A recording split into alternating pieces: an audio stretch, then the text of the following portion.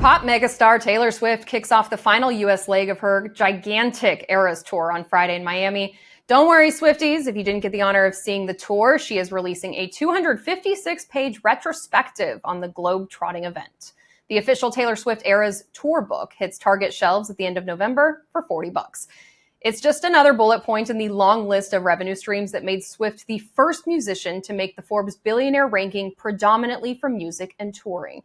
She became a billionaire last year on the back of $600 million from touring and royalties. She also has real estate valued at roughly $125 million. But it's the songs that have helped her amass throngs of fans across the globe.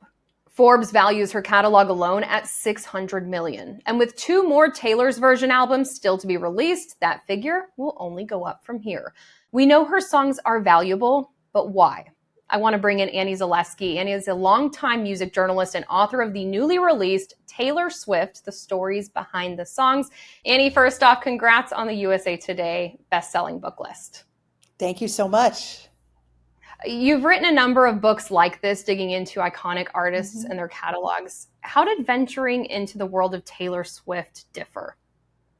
I mean, I think first off, just the sheer volume of songs. She released her first album in the mid 2000s, and in less than 20 years, she has more than 200 songs, original songs, which is pretty incredible. She's a very prolific artist, in addition to being a very high quality artist. I think what separates her from a lot of other musicians is that when she puts out an album, the songs are high quality. She is not putting out songs that are, maybe this is just okay.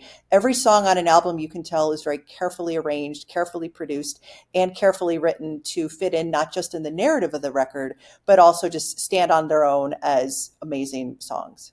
Yeah, she has been criticized. There are Taylor Swift haters out there saying that she writes too many songs. That is a criticism out there. But you talk about how many songs she has written, but it speaks to how long her career has been.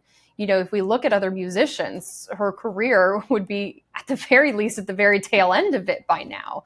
Why is she still resonating decades into this?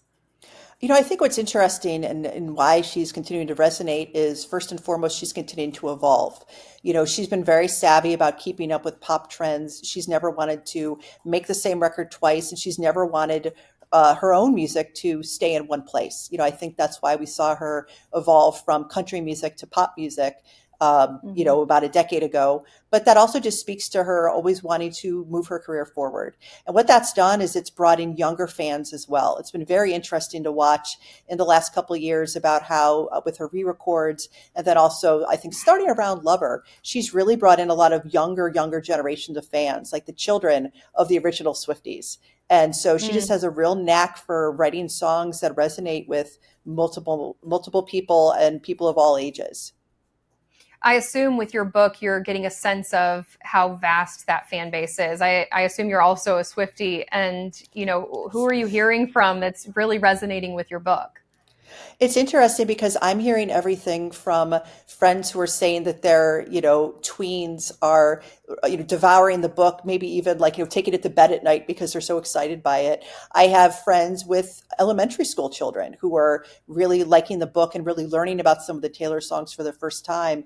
But I've also had people reach out to me and say, I brought this for my kids or a younger relative, but I'm enjoying it too. So it is another book that's just resonating with, Swifties of all ages. Yeah. When you were researching for this book, what would you say is, one of the most interesting things that you learned? I think what really stood out to me in terms of when you look at her catalog, from the start to the present day, she's really, she has a real knack for creating connections between the eras, whether the fact that she uses similar imagery, for example, like an eye color or references to rain, and kind of making it's almost like little Easter eggs between albums, between songs that fans can really dig into it, like they're English majors basically, and do literary analysis of her songs. So on some level I knew that, but just really, looking at it, looking at her catalog from the beginning to the present, that really stood out. And, her albums are almost like conversations with each other sometimes. And, the different Taylor eras and the different where she was in her life, there's a lot of continuity there. And so I think that also just helps her evolve. And it also kind of helps people grow up with her because she's growing up at the same time through her albums alongside her fans. Taylor Swift, from the moment she came on the scene, she's been a star, right? She's really stood out. Mhm. But the Eras Tour has made her an incredible superstar. It's about to wrap up. What's next? I mean, I think the big question is what is she going to do next? Because there's no way she can top the Eras Tour.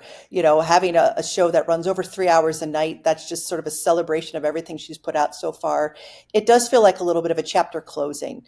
I think she's talked about wanting to direct. And so I could see her going that route and maybe taking a break from the road for a little bit and, exploring other creative endeavors. I think she's going to continue writing songs. I think personally, I'd love to see her do a rock album. I think she has that element in her that she's always really like indie rock, especially in recent years. She's dabbled in that, Yeah. or even kind of harder rock. And so I think secretly I would love to manifest that because I think that she would really excel at doing that. Oh, that's so interesting. I wonder how much you pick up from the outfit she's wearing lately or anything like that that might indicate a different tone in the future. It's a good question. I think she's been dressing a little bit more sophisticated in recent times.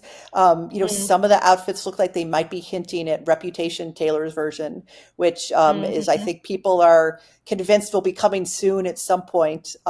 There's all sorts of Easter eggs and fans tracking little clues that she's left to see, when this might come out. But I think, I think she's also really enjoying kind of where she is now too. You see her when she's not on tour. She's out with Travis Kelce. She's out really going out and about and really relaxing and living life. And that's also really nice to see too, because I think she's been going for so long in her career. Like if anyone deserves to take a break, it's definitely her. It's weird because Taylor and I are the same age. We were born, I think, almost a week apart. So to be like she's, reached this peak in her career. You mentioned not being able to top the Eras Tour. Yeah. Does that mean that from here on it is starting the decline? I don't think it's starting to decline. I feel like she's going to be kind of using that as the foundation going forward to kind of see where she's going to go next, kind of as a foundation. I think it'd be wonderful if she said, okay, I'm going to strip it back and maybe I'm going to do some, small like acoustic shows potentially. I think getting a tickets for that would be a nightmare. But I think it's more that she's, she proved to herself she can do this. And now, I think before the pandemic, she was going to do like a festival, like a 2 day, like a lover festival. And so maybe that's her next step is saying, all right, I'm going to have a 3 day Taylor Swift festival where, I'm going to play a set each night and maybe I'm going to have openers and curate something like that. I feel like that's about the only way that she could go next to sort of top the Eras Tour is do something on a really large scale like that. Hmm. It's hard to even put this into words because the media and our conversations are so Taylor saturated, especially as she's been on tour for the Eras Mhm. Tour. Do you think that because you are a study of music and history Mhm. and journalism within this field, do you think that there's an appropriate amount of appreciation for what she is doing right now? I mentioned all of the, financial accolades off the top of this, Mhm. but do you think that in the moment we're realizing the impact that she's having? It's a really good question. I think fans are absolutely aware of that because fans are living that on a day-to-day basis. I think in hindsight, once the Eras Tour is done and we kind of look at, the economic impact, I think as the tour has been progressing, different cities have mentioned, how much economic impact is and how many fans it's brought in. But I think once all is said and done and the numbers are actually, the final numbers come in, we're really going to get a sense of just what a staggering achievement this is. And I do think that there is a little bit of a backlash. I think there always is for someone who's a big success. People are always, Mhm. people get suspicious, and she's always gotten a lot of backlash as well in terms of because of her subject matter. And I think there's a natural tendency. A lot of people just don't like to see people succeed, especially young women. And so she's always kind of had that element. But I mean, really, the numbers and speak for themselves. They're really unimpeachable, and you can't really argue with what just a cultural impact she's had. Yeah. Annie Zaleski, your new book is titled Taylor Swift, The Stories Behind the Songs. Annie, appreciate you coming on and talking with us. Thanks for having me as always.